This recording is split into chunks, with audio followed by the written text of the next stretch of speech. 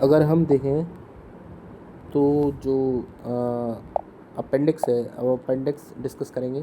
तो अपेंडिक्स की जो नॉर्मल लेंथ होती है वो 2 सेंटीमीटर से 20 सेंटीमीटर की होती है, लेकिन अगर हम बात करें तो इसकी एवरेज लेंथ जो होती है वो 9 सेंटीमीटर की होती है, और ये मोस्टली चिल्ड्रन में ज़्यादा पाई जाती है एडल्ट्स के कंपेरिजन में। अगर हम देखें बेस, तो इसका बेस कहाँ होता है, जो होता है posterior medial wall of caecum.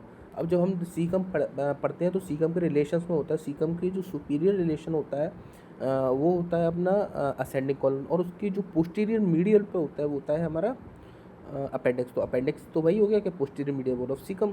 ठीक, अब हम देखें यहाँ पर जो दिखाया गया है, जो हमारी ये मिड क्लेविकुलर लाइन है और ये हमारा ASI से प्यूबिक ट्यूबरकल तक इंगुइनल लिगामेंट है। तो हम देखें जो ये है ट्रांस ट्यूबरकुलर प्लेन से 2 सेंटीमीटर नीचे जो है ना, वो हमारा बेस ऑफ अपेंडिक्स शुरू होता है। अब देखें हम यहाँ पर 2 प्लेन होते हैं, ट्रांस ट्यूबरकल और एक होता है हमारा सबकोस्टल।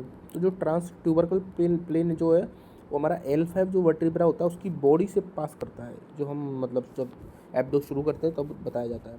अब हम देखें इसकी जो अपेंडिक्स की जो पोजीशन है, तो हम देखें अपेंडिक्स की पोजीशन देखें, तो जो मोस्ट पोजीशन आप ऐसे याद कर सकते हैं, एक जो क्लॉक होती है 12 o'clock 11 तो अब 12 o'clock रेट्रोकोलिक पोजीशन होती है। ये जब LAQ आए तो आप ये डायग्राम बना सकते हैं, इसको मैक्सिमम मार्क्स ऑब्टेन करने में हेल्प मिलेगी।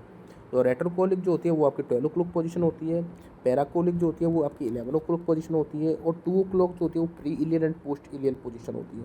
प्रोमेंट्रिक पोजीशन जो होती है वो 3 o'clock पोजीशन होती है, पेल्विक जो होती है आपकी 4 o'clock होती है, और जो 6 o'clock पोजीशन होती है वो होती है मिड इंग्वाइनल पोजीशन। ठीक, अगर वो आगे बात करें तो इसकी नर्व सप्लाई, तो नर्व सप्लाई हम देखें जो सिंपैथेटिक नर्व जो है वो T10 जो डर्मेटोम है, मतलब इसका जब हम अपेंडिक्स का जो पेन होता है तो वो अम्बलिकस पर होता है।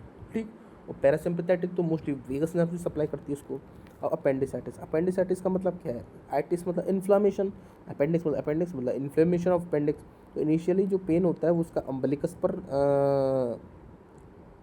होता है, उसके बाद जो पेन जो है उसका रैटिलियक फोसा पर चला जाता है, फिर जो उसकी जो मसल्स होती है रैटिलियक फोसा की वो थोड़ा स्पाज्म करती है। तो हम देखें टेंडर, अब हम किसी पर्सन में जैसे मान लीजिए किसी पर्सन को अपेंडिक्स है, उसकी बॉडी को हम पाल्पेट करेंगे अपेंडिक्स को, तो हम देखेंगे कि जो मैकबर्नी पॉइंट है, मैकबर्नी पॉइंट क्या होता है, मोस्टली एक्सटर्नल पूछा जाता है कि जो मैकबर्नी पॉइंट होता है वो होता है आपका जो मिड इंग्वाइनल जो आपका होता है ASIS और अम्बलिकस की मीडियल 2/3 पे होता है, वो उसको हम बोलते हैं मैकबर्नीज पॉइंट। ठीक, तो मैकबर्नीज पॉइंट पर हमको टेंडरनेस फील होगी, किसकी किस में, अपेंडिसाइटिस की किस में, वही है, यही है बस।